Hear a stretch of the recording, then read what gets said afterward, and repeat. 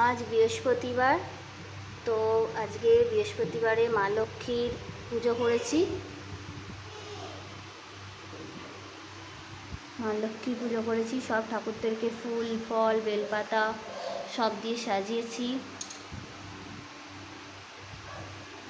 ভোগ নিবেদন করেছি, একটা ফল দিয়েছি, সন্দেশ দিয়েছি, মিষ্টি দিয়েছি। এই হলো আমার ঠাকুর। তো আজকে বৃহস্পতিবারে পুজো কেমন লাগলো তোমরা সবাই জানিও। শুভ বৃহস্পতিবার। মা লক্ষ্মীর ঘটে এই যে পদ্ম ফুলটা দিয়েছি না, এত ভালো লাগছে পদ্ম ফুলটাকে দেখে, কি ভালো লাগছে আমার। তো চলো পুরোটা দেখিয়ে দিই তোমাদেরকে, আমার ঠাকুরগুলোকে।